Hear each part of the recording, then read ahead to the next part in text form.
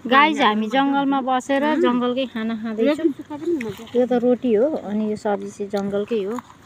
यता पनि रोटी सब्जी, यहाँ यी भात, उता आलुमुरी अझै यता चाहिँ हाम्रो सानीले बनाउँदैछन् यता चटपटे, उता बहिनीले सब्जी केलाउँदैछन्, यता अर्को बहिनी अर्को सानो कान्छी बहिनीले यहाँ भात।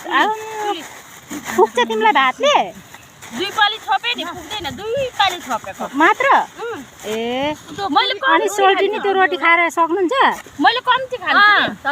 कतिवटा छन् हौ त्यहाँ? जिन्दगी अझै 6-7 वटा रहेछन्। अनि पुग्छ हजुरलाई? पुग्छ। ए सानी कतिवटा खायो योसँग? 3टा मात्रै?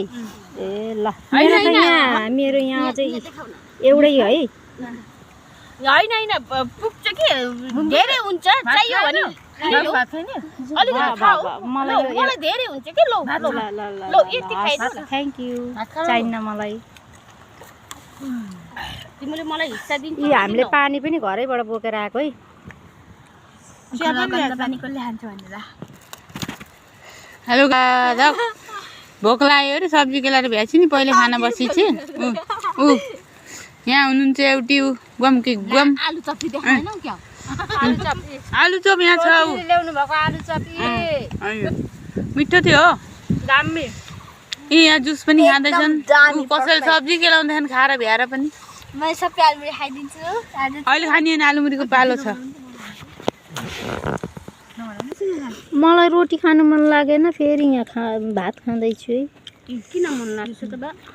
यो हाम्रो सानीले भाग लाउँदै थिइन्, भ्याइ नै भाग लाएर पुरा नापी भाग लाउँछिन्। फेरि आमा कसैलाई धेरै थोरै हुँदैन। जरुरी छैन। छैन के काफी छ। यति बाँडेकी छिन् है। 25 रुपैयाँ यो चाहिँ मेरो है सबै। यो त म खाने है सबै। ल 25 रुपैयाँ दिएको यति नै पाइन्छ। तर खाएर सक्नु पर्यो।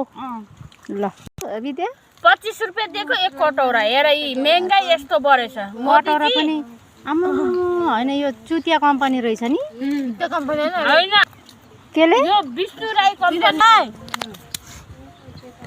भनेपछि तिमी ओलो छेउदेखि पल्लो छेउसम्म पुग्नै पर्यो। ल साथीभाइ राम्रो। साथीभाइ चाहिँ इमानदारी चाहिँ हुनै पर्छ है।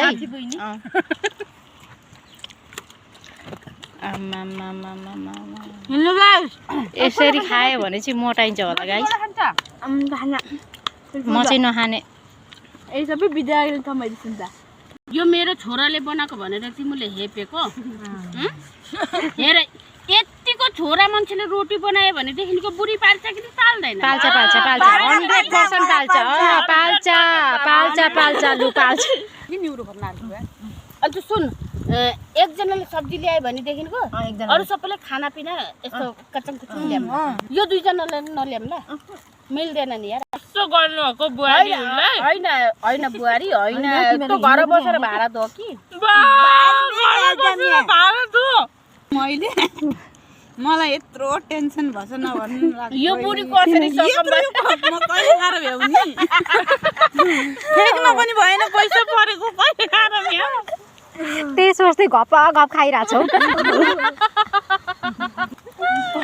ल आयो खान्छु। यो आजैको बिहानैको प्लानिङ हो नि त, त्यही भएर यस्तो सुक्खा भयो। केही छैन सोल्टिनी। अर्को आइतबार चाहिँ पहिल्यै प्लानिङ गरेर खानुपर्छ।